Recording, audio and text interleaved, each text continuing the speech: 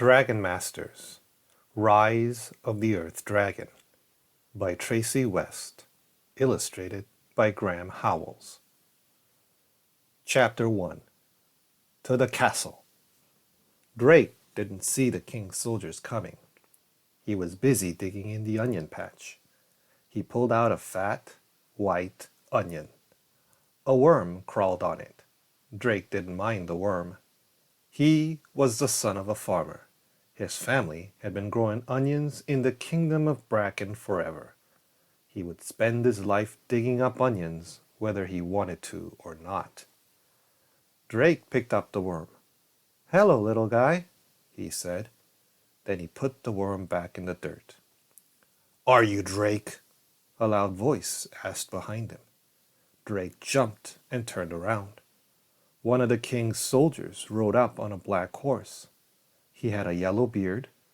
His shirt had a gold dragon sewn on it, the symbol of King Roland the Bold. "Yes, I'm Drake," Drake said, his voice shaking. Soldiers never came to the fields, not unless a farmer was in trouble. The soldier rode up to Drake. He reached down and pulled him up onto his horse.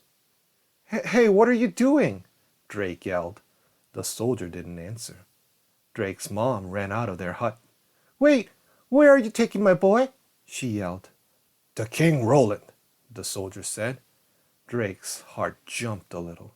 He had always wanted to meet the king. "But he's only 8, his mother yelled. She marched up to the horse. "The king has chosen him," the soldier said. "Chosen me for what?" Drake wondered. He knew better than to ask the soldier questions. Peasants like Drake weren't allowed to speak unless spoken to. "The king will take good care of him," the soldier said. Then he spurred on the horse and sped off. "Drake, do as the king says," his mother called out. Drake had never been on a horse before. He held on tight. Drake's heart pumped fast as they raced through the village. They raced over the stone bridge. Finally, they stopped in front of King Roland's castle. The soldier helped Drake climb down from the horse. He opened the castle door and gave Drake a shove. They passed paintings and statues and people in fancy clothes. The soldiers stomped behind Drake as they walked through the halls. Drake wanted to look at everything, but the soldier gave him a push whenever he slowed down. Then they came to some stairs. They walked down, down, down. The soldier stopped at a door. "Where are we going?" Drake finally asked. "We are not going anywhere," the soldier said. "Good luck." Then he ran back up the stairs. "Hey, what do you mean?" Drake yelled, but he was all alone. Drake looked at the big stone door. He felt afraid, but more than that, he was curious. He pushed it open and saw the face of a giant red dragon. Drake blinked. He didn't believe his eyes. Then whoosh! The dragon shot a huge fireball from his mouth. Chapter 2. The Dragonstone. Drake dove away from the door. The fireball just missed him. "Vulcan, stand down!" He heard someone yell. Drake stood up. A red-haired girl was standing in the doorway. "No more fireballs," she yelled at the dragon. He had shiny red scales and a long, thick tail. 2 big wings grew out of his back. "Dragons aren't real," thought Drake. But Drake could see the dragon, and he had felt the heat from the fireball. A tall man walked past the girl. He had a long, white beard. He wore a pointy hat and a dark green robe. "Welcome, Drake," the man said. "I am Griffith, the king's wizard." Did he say wizard?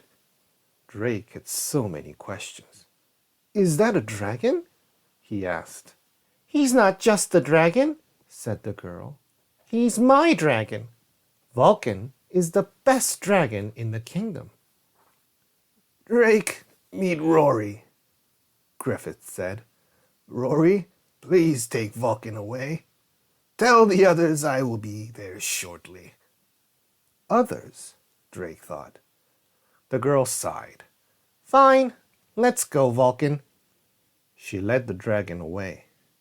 Then the wizard led Drake down a dark hall. Why am I here, sir? Drake asked. Griffith didn't answer. He stopped in front of a door. Griffith pointed at its big brass lock. Sparks flew from his fingers. The lock opened. Drake's eyes grew wide. Wizard magic, he thought. He followed Griffith into a room piled high with strange things. He saw bottles filled with colorful waters and powders. Griffith picked up a wooden box. The box was carved with pictures of dragons. This is why you are here, he said, opening the box. Drake peered inside. A green stone as big as his head glittered in the light. This Dragonstone told me you have the heart of a dragon, said the wizard. He tapped Drake's chest. It did? Drake asked. His eyes got big. Yes, and those with the heart of a dragon become dragon masters for King Roland, Griffith said. Drake had heard stories about the magical Dragonstone, but he had never believed they were real. Now all of his questions came spilling out. How does the stone know I have the heart of a dragon?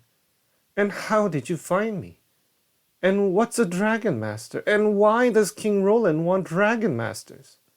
The stone is old and mysterious, Griffith said. Even I do not fully understand its magic. A dragon master is able to connect with dragons. As for the king, he is very fond of dragons, but he cannot control them. So Vulcan isn't the only dragon? Drake asked. The wizard grinned. No, he's not. He handed Drake a green stone on a gold chain. This is a piece of Dragonstone, he said. It will help you connect with your dragon. Drake's heart jumped. My dragon? I get a dragon? He thought. He slipped the stone into his pocket. Be careful, Drake, the wizard warned. Dragons are dangerous, and even the Dragonstone can't protect you from their powers. What powers? Drake asked. The wizard led him away without another word. Chapter 3. More Dragons. Drake's mind was spinning as he left the wizard's workshop. He followed Griffith to a big underground room. There were no windows. Torches hung on the walls. Drake saw Rory and Vulcan. He also saw 2 more kids and 2 more dragons. Drake, this is Bo, Griffith said, pointing to a boy with black hair. And his dragon Shoe. Bo was petting his dragon's tail. This dragon had shiny blue scales, but no wings. Hi, Drake said. Nice to meet you, Drake, the boy said politely.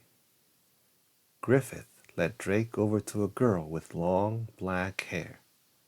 Her dragon had white scales. A yellow band of scales circled the dragon's neck. The tip of its wings were yellow too. This is Anna, and her dragon Capri, Griffith said. Drake nodded. Hi, he said. We could use somebody new around here, Anna said with a grin. You have met the other dragon masters and their dragons. It is time for you to meet your dragon, Griffith said. Drake's heart pounded. My family will never believe this, he thought. Just this morning, I was digging onions. Now, I have ridden a horse. I've met a wizard. I've seen the Dragonstone, and I'm going to have my own dragon? He and the other dragon masters followed Griffith down another dark hallway. The dragon sleeps in caves when they're not training, Bo explained as they walked.